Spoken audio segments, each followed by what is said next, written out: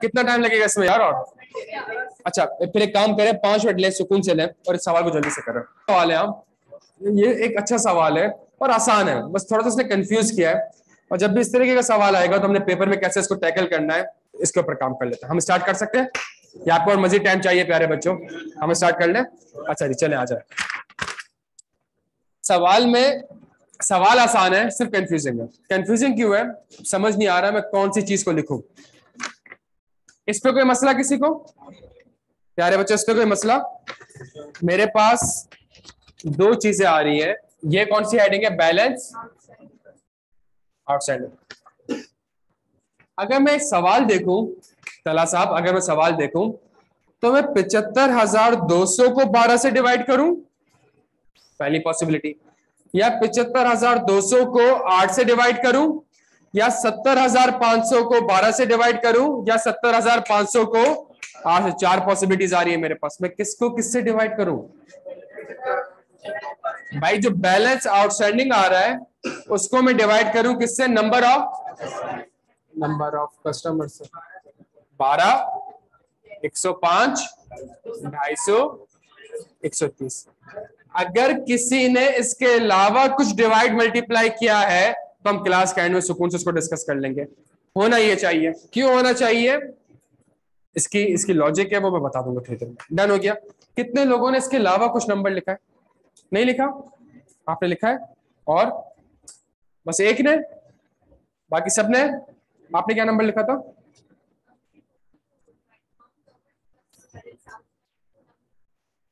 Amount covered plus, इन दोनों को plus किया था आपने, तो आपने लाइक 145,700 को, हाँ तो 145,700 बन गया ना। यहां तक बात समझ आती है सबके? तो मेरे पास क्या आया? पॉपुलेशन कंप्राइजेस ऑफ लास्ट, क्या बैलेंस आया यहाँ पे जल्दी? 6267 500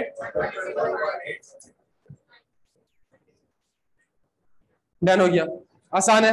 अच्छा पक्का यही है प्यारे बच्चों?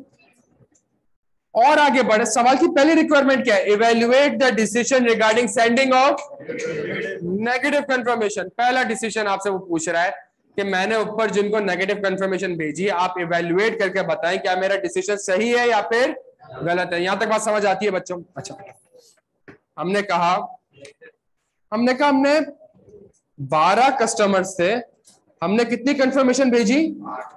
कितनी रिसीव्ड हुई? 7 को डिवाइड करूं 8 से, क्या वो मेरी कस्टमर, क्या वो इग्नोर कर रहा है? प्यारे बच्चों क्या इग्नोर कर रहा है?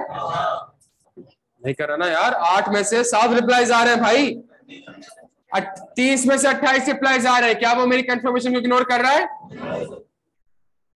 4 में से 75 और 12 में से जी 50 में से 12 ना, तो मतलब मैंने 75 कंफर्मेशन भेजी और 75 में से कितने रिप्लाई रिसीव हुए? तो इसका मतलब है सामने वाला मेरी कंफर्मेशन को, चूंकि सामने वाला मेरी कंफर्मेशन को इग्नोर कर रहा है, मैं उसको, कितने लोगों ने ये अपने आंसर में लिखा है? लाना तो आपकी शक्लों पे बगैर तो नेगेटिव कंफर्मेशन भेजी है आपने। तो नेगेटिव कंफर्मेशन तो होती ही है कि अगर आप डिसएग्री कर रहे हो तब रिप्लाई करना है आपने, जब आप एग्री कर रहे हो तो आपने रिप्लाई करने की जरूरत नहीं है। बच्चों हाथ हिलाएं, कैमरा, वो रहा कैमरा, कैमरे में देख के हाथ हिलाएं। हाँ जी क्या हुआ ये हमारे साथ मजाक? भाई इसको ये थोड़ी तक हमने डिवाइड मल्टीप्लाई कर दिया। आपने कौन सी कंफर्मेशन भेजी थी? आपने नेगेटिव कंफर्मेशन भेजी थी। जब नेगेटिव कंफर्मेशन तो होती ही यही है कि अगर आप डिसएग्री हो तो रिप्लाई करना है। तो इट मींस 4 वो है जो कि एक्सेप्शन है, ये 4 एक्सेप्शन है 75 में से, ये 12 एक्सेप्शन है 50 में से। एक ही चीज है, बस आपने कॉन्सेप्ट यहां सवाल लिख दिया। अब पहली चीज ये लिखने की जरूरत क्यों है तुम लोगों को? ये डिस्ट्रीब्यूटर और होलसेलर को इतनी लिफ्ट क्यों करवा रहे हो तुम लोग? डिस्ट्रीब्यूटर और होलसेलर को इतनी लिफ्ट क्यों करवा रहे हैं भाई? क्या लिखा हुआ है सवाल में? Evaluate the decision regarding sending तो नेगेटिव कंफर्मेशन भेजी किसको गई है?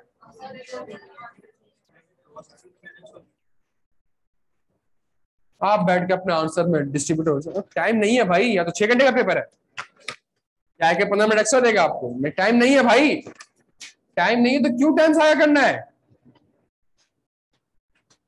सवाल मुश्किल थोड़ी था, आई कैप ने बस सवाल आपके साथ खेला है, आपका टाइम भी जाया करवाया। कॉन्सेप्ट में भी डिवाइड मल्टीप्लाई, आपने कहा 4 को डिवाइड करो 75 से, कितना आया आंसर? बगैर ने निकाला हुआ आंसर ना, 5.3%। आपने कहा दिस इज अ वेरी, नहीं, आपने कहा कि जी हमारे पास ये तो मेरी सामने वाली पार्टी मेरी कंफर्मेशन को इग्नोर कर रहा है, तो जी मैं तो नेगेटिव कंफर्मेशन। अबे लांती, भेजी तो नेगेटिव है, उसी को तो इवेल्युएट करना है कि सही भेजी है गलत भेजी है। इसका आंसर क्या है? क्या यहां तक बात समझ आती है? सवाल मुश्किल नहीं है, आई कैप आपके साथ इस तरीके से थोड़ा सा खेलेगा, आपने एक्टिव रहना है, और पूरा गेम माइंड गेम है, सही है। जहां वो आपको डॉज करने की कोशिश करेगा और आप डॉज हो गए तो पेपर गया आपके हाथ से, सही है। इस सवाल के अगर मैं आंसर को डिस्कस करूं,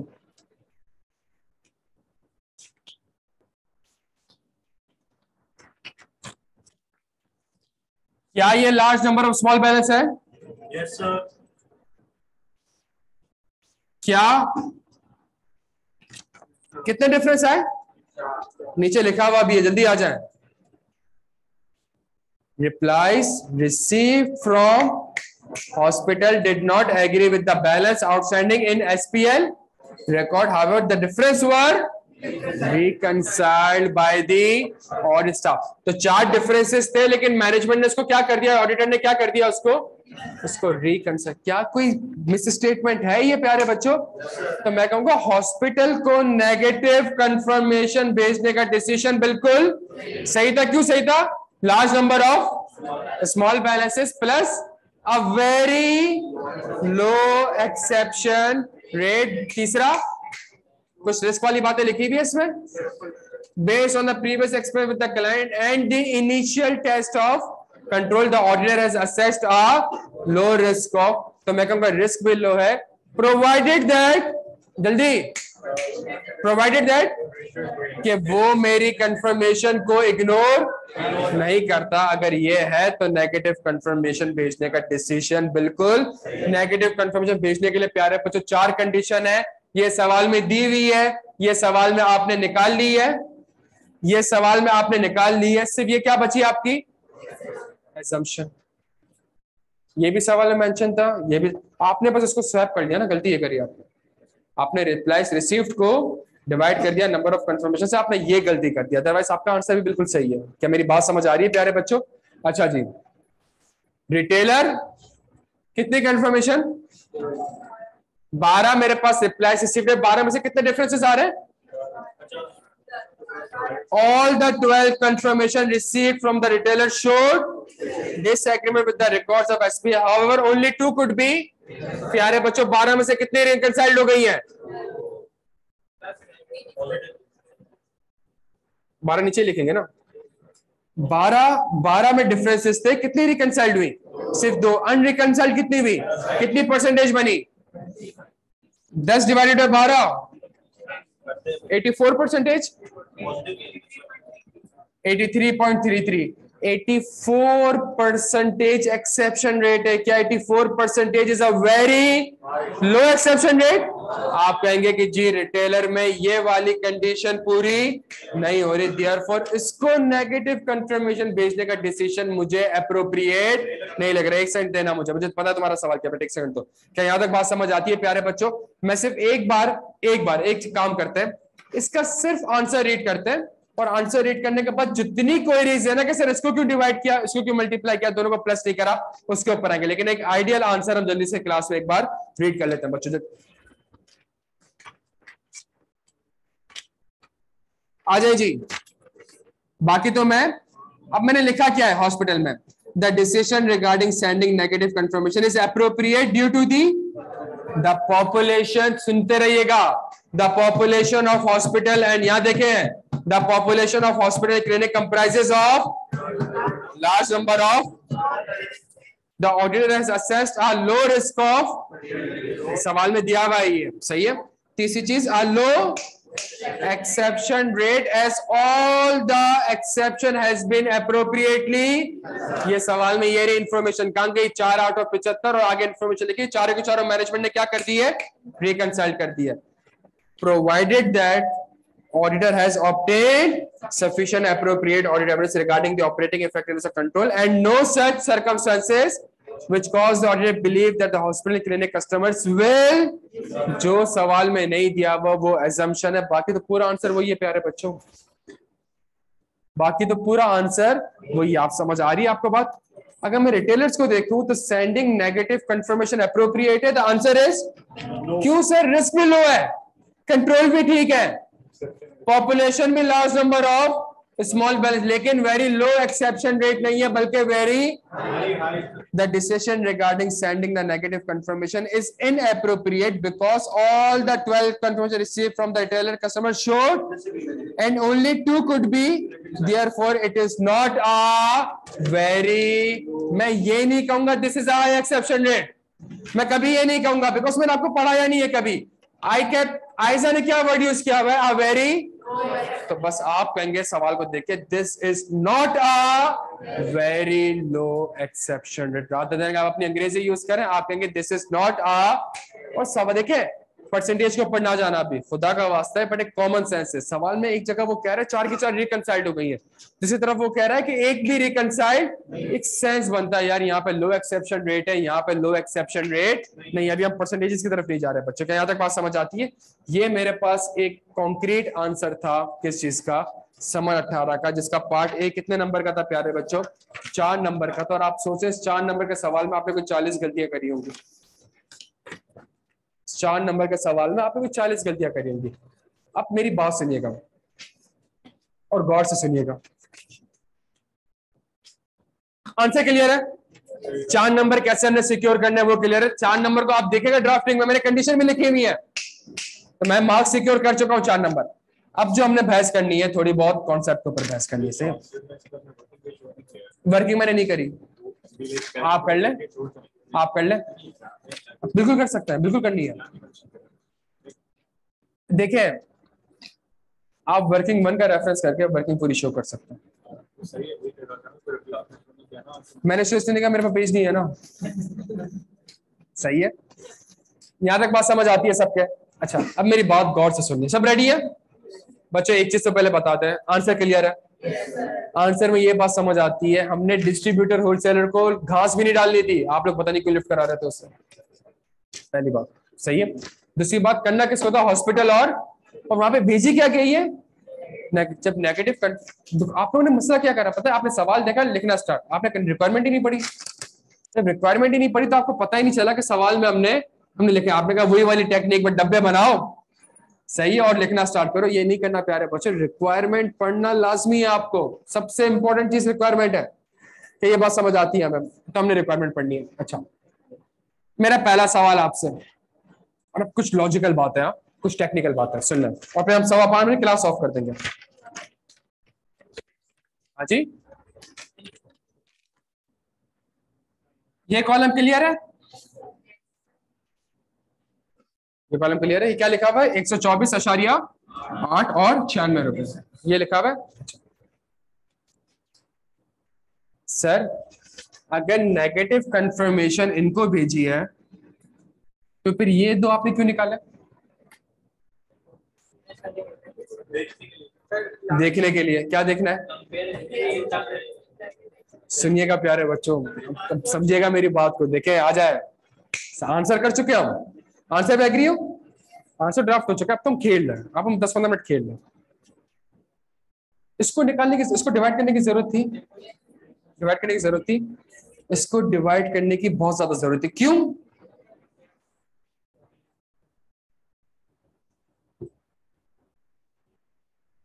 क्या अब भी ये large number of small balance है,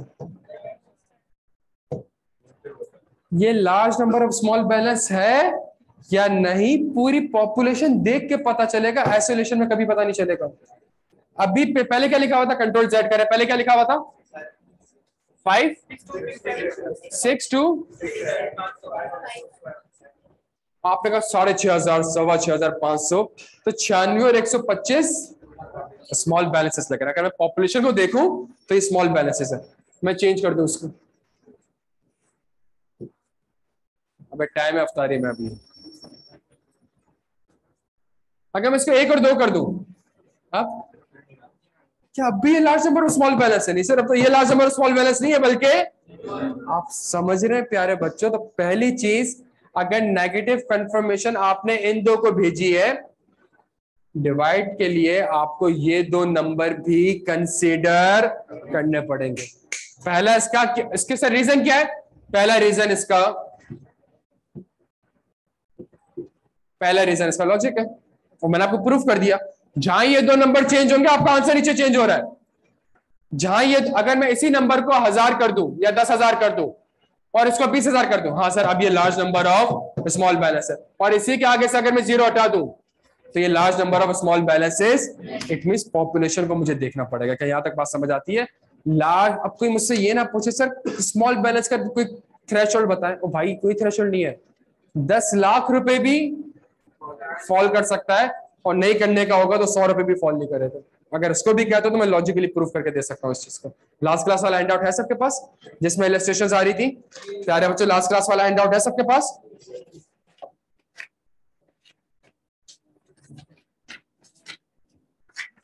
एक इलस्ट्रेशन थी मेरे प्यारे बच्चों, एक इलस्ट्रेशन थी जिसका नाम था,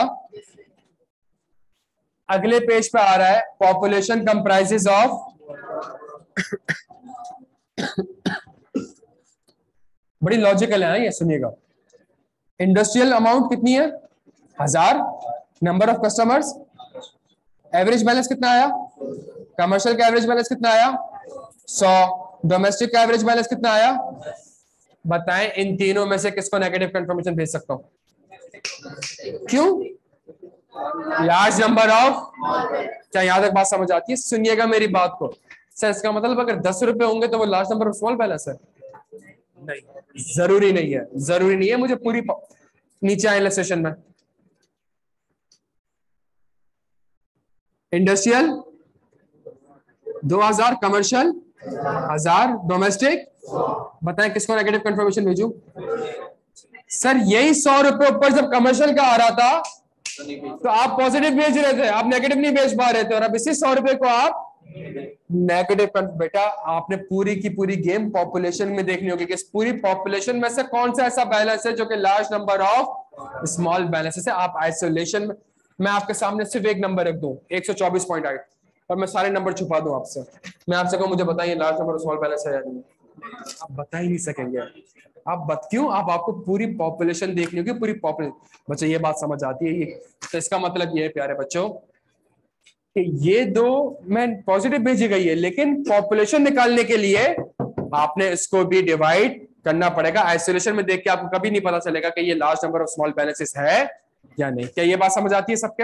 अच्छा, दूसरा सवाल मेरा, इसको हैंडआउट को साइड में रख देता हूं। ये 2,500 को 8 से डिवाइड क्यों नहीं किया, या 70,500 को 12 से डिवाइड क्यों नहीं किया?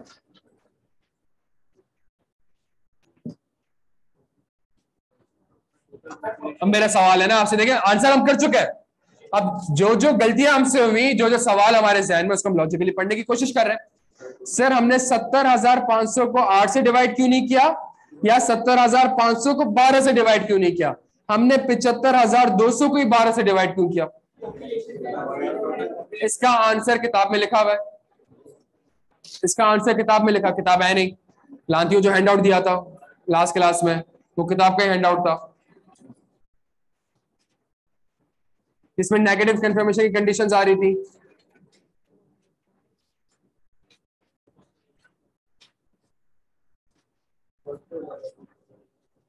जिसमें नेगेटिव कंफर्मेशन की कंडीशंस आ रही थी प्यारे बच्चों।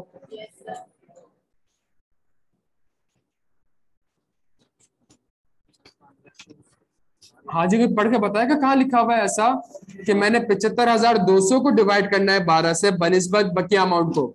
ऐसा क्या लिखा हुआ है? हाँ जी,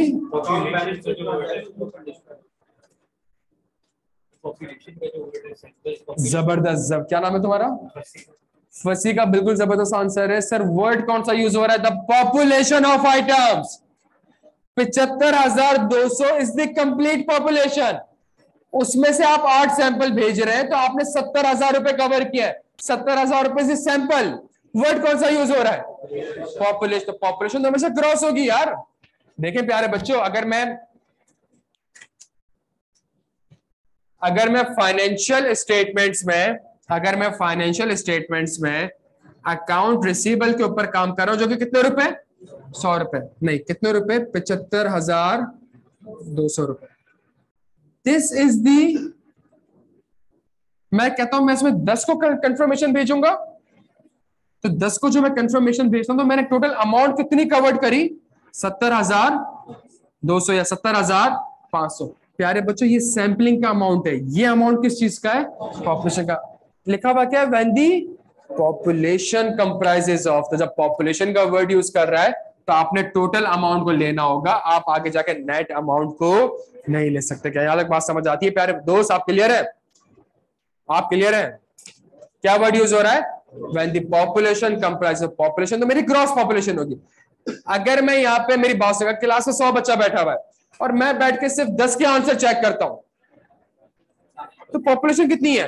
पॉपुलेशन 100। मैं 10 के आंसर चेक करता हूं, मैं कहता हूं मैंने कवरेज 10 की है, बट मेरी पॉपुलेशन कितनी है? मेरी पॉपुलेशन 100 ही है। तो मैं यहाँ पे भी डिवाइड 100 को ही करूंगा, पॉपुलेशन को करूंगा प्यारे। क्यों? बिकॉज आइजा ने जो वर्ड यूज किया हुआ है, कौन सा यूज किया हुआ है?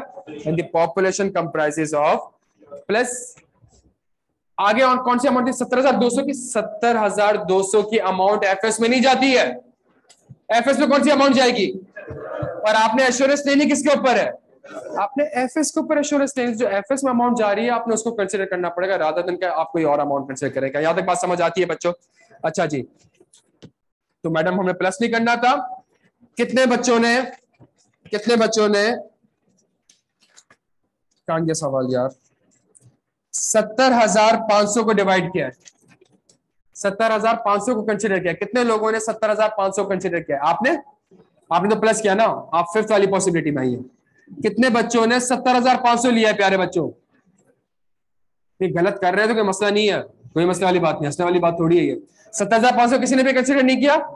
कितने लोगों ने 75,200 को 8 से डिवाइड किया है? किसी ने नहीं करा। सबके सब ने 75,200 को 12 से डिवाइड किया है। क्यों किया? आपने टोटल क्यों ऐसा आपके दिमाग में आ गया, या फिर कॉमन सेंस आपने इस्तेमाल करी? और चलें, कॉमन सेंस भी है, प्लस हमारे आइजा में वर्ड कौन सा यूज हो रहा है? पॉपुलेशन का। क्या यहां तक बात समझ आती है प्यारे बच्चों? अच्छा, इस सवाल की खास बात क्या थी? ये सवाल लेंथी सवाल था, लेकिन हर सवाल के अगेंस्ट आपको कोई ना कोई इंफॉर्मेशन प्रोवाइडेड थी, जहां आपने सवाल की इंफॉर्मेशन को ऊपर वाले टेबुलर फॉर्म से लिंक कर दिया, आपका आंसर ऑटोमेटिकली और सवाल ऑटोमेटिकली प्रिसाइज हो जाएगा। मैं समझाता हूं। Analysis of confirmation is as follows: 3 out of 7 confirmation received from distributor did not agree with the amount outstanding in SPL. ये इंफॉर्मेशन डिस्ट्रीब्यूटर से रिलेटेड है। डन हो गया। मैंने कहा था सेलिंग डिस्ट्रीब्यूटर वाला पॉइंट नहीं पढ़ना आपने। Replies received from hospital did not agree with the balance outstanding in। Sir ये वाली इंफॉर्मेशन किससे रेलिवेंट है? ये हॉस्पिटल से रेलिवेंट है। और इस इंफॉर्मेशन से मुझे क्या हेल्प मिली? कि क्या वो मेरी क्या इग्नोर करता है? नहीं। अ वेरी लो एक्सेप्शन रेट। तो इससे मुझे वेरी लो एक्सेप्शन रेट पता चल गई। क्या यहां तक बात समझ आती है? चौथी इंफॉर्मेशन में दी हुई all the 12 confirmation receive from retailers. इससे भी मुझे क्या पता चलता है? एक्सेप्शन। अब आपको सवाल, अगर आप अब सवाल को सामने रखें, सवाल लेंथी सवाल नहीं था, सवाल बड़ा ही प्रिसाइज सवाल था। पहले केस में डिस्ट्रीब्यूटर में वो आपसे क्या कह रहा है कि कंफर्मेशन मैच नहीं कर रही, बट इसका आंसर मेरे नेगेटिव के लिए था ही नहीं। क्यों नहीं था? मैंने भेजी पॉजिटिव, इसको मैंने नेगेटिव कंफर्मेशन नहीं भेजी। सवाल की अगली रिक्वायरमेंट है determine the course of action the auditor should consider in case of balance not agreed and replies not received. प्यारे बच्चों 5 मिनट दे रहा हूं मुझे पार्ट बी का आंसर तक। छेती ये जो 5 नंबर का सवाल है, determine the course of action the auditor should consider in case of the, अगर बैलेंस एग्री कर रहा है, हाँ जी कुछ काम करने की जरूरत है, हैप्पी एंडिंग है, no further audit procedure required, done हो गया। In case the balance not agreed, हाँ जी अगर बैलेंस एग्री नहीं कर रहा प्यारे बच्चों, कहां गया, अगर बैलेंस एग्री नहीं कर रहा तो it may indicate material misstatement और it may indicate fraud, internal controls may be ineffective plus there may be a timing difference, तो मैनेजमेंट से reconciliation लूंगा और reconciling items के ऊपर ऑडिट प्रोसीजर्स परफॉर्म करूंगा। ये एक आसान सा सवाल है प्यारे बच्चों, डन हो गया। अगर कंफर्मेशन रिसीव नहीं होती है आपको, replies not receive, replies not receive प्यारे बच्चों, आप क्या करेंगे, फॉलोअप करूंगा एंड, और ये भेजा किसको, रिसीवेबल को भेजा है, तो रिसीवेबल के केस में अल्टरनेटिव ऑडिट, आप लोग क्या करते हैं, सिर्फ ऑल्टरनेटिव ऑडिट प्रोसीजर लिख के आ जाते हैं, बताने हैं उसको कि कौन सा ऑल्टरनेटिव ऑडिट प्रोसीजर है, कौन सा ऑल्टरनेटिव ऑडिट प्रोसीजर है, सब्सिक्वेंट कैश रिसीट्स देख लूंगा और गुड्स डिलीवरी नोट देख लूंगा, सेल्स इनवॉइस देख लूंगा, सेल्स एग्रीमेंट देख लूंगा। क्यों, ये जो पूरा सवाल है कस्टमर के ऊपर बना हुआ है, रिसीवेबल के ऊपर बना हुआ है। क्या यहां तक बात समझ आती है प्यारे बच्चों? अच्छा जी, अगर इसके भी आंसर में आया,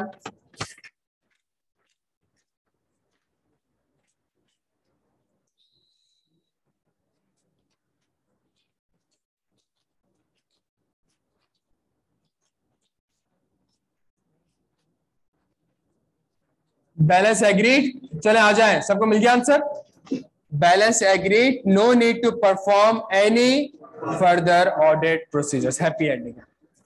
balance not agreed, need to assess whether it is indicate a material or a potential material, it may be an indicative of fraud, it may also indicate deficiency in internal control, obtain reconciliation from the management and perform procedures on reconciling, बच्चों यहां से समझ आता है। और अगर balance reply receive नहीं होता आपको, it may indicate previously unidentified risk of material misstatement, perform alternative audit process such as subsequent receipts and inspection of GRN and इसके अंदर एक चीज आप लिखते हैं, फॉलोअप वाली चीज लिखते हैं, फॉलोअप इसमें मिसिंग है, सॉरी रिप्लाई क्यों रिसीव नहीं होंगे, आप सोचे थोड़ा सा, नहीं जाली कस्टमर होगा, जब कस्टमर जाली होगा तो आपको लगता है कि रिप्लाई रिसीव होंगे, रिप्लाई रिसीव नहीं होंगे, जब रिप्लाई रिसीव नहीं होंगे तो it means it may indicate the previously identified कि जी मैनेजमेंट ने शायद फिक्टिशियस रेवेन्यू को रिकॉर्ड किया हुआ। हाँ ये भी हो सकता है, ये भी हो सकता है। क्या यहाँ तक बात समझ आती है मेरे प्यारे बच्चों, यहाँ तक क्लियर है? तो आज की क्लास में क्या हो गया यार, 5:15 का टाइम था, सवाल क्लियर है प्यारे बच्चों? तो आज की क्लास में हमने जो पुराने क्विजेस किए थे उसको हमने यहाँ पे बैठ के लिख लिया, जो क्विज आप लोग कर कर आए थे वो इंशाल्लाह कुछ मैंने चेक कर लिया, कुछ बाद में जाके चेक हो जाएंगे। और सबसे इंपॉर्टेंट चीज कि हमेशा ओवर कॉन्फिडेंट नहीं होना है प्यारे बच्चों, सवाल की रिक्वायरमेंट पढ़नी है तमीज से, यहाँ देख लें यार आप लोगों से बातें कर रहा हूँ, सही है, ओवर कॉन्फिडेंट नहीं होना है प्यारे बच्चों, सवाल तमीज से पढ़ना है। अब से ये मैटर नहीं करता है कि आपका आंसर सही है कि गलत है, मैटर क्या करता है कि क्या सवाल आप लोग सही से समझे कि नहीं समझे, जितनी भी चीजें उसने डॉज करने के लिए दी है क्या वो आप आइडेंटिफाई कर पाए कि नहीं कर पाए। क्या यहाँ तक बात समझ आती है प्यारे बच्चों? चलिए जी, अपना ख्याल रखिएगा, रिवाइज कर, अच्छा एक सेकंड, हमें पता ना ऑडिट को रिवाइज कैसे करना है, जो हैंडआउट आपको मिला है उसको एक बार आपने रीड करना है, रीड करने के बाद खुद से अपने डायग्राम जो मैंने बनाई है, ये डायग्राम आपने खुद से बनानी है। जब आप खुद से डायग्राम बना लेंगे, आपने दोनों डायग्राम्स को आपस में कंपेयर करना है, मेरी डायग्राम को अपनी डायग्राम से कंपेयर करना है, आपको गलतियां आइडेंटिफाई हो जाएंगी, गलतियों को हाईलाइट कर लें आप, सही है। फिर उसके बाद सवाल है हमारे पास सारे पास्ट पेपर्स, आप theory based question, scenario based question लिखना स्टार्ट करें, आप प्रैक्टिस करना स्टार्ट करें, प्रैक्टिस करके अपने आंसर्स को मेरे आंसर से कंपेयर करें, आपको गलतियां पता चलती रहेगी। जब आप ये काम करेंगे, इसमें 2 घंटे से ज्यादा का काम नहीं है, पूरा आइजा 505 आपका आज रिवाइज हो जाएगा। लेकिन अगर आप अभी नहीं करेंगे, 3-4 महीने बाद करेंगे, तो यही आइजा 505 रिवाइज करने में आपको 10 से 11 घंटे लग जाएंगे। तो यहाँ तक बात समझ आती है बच्चों? अपना ख्याल रखिएगा, चले बहुत शुक्रिया।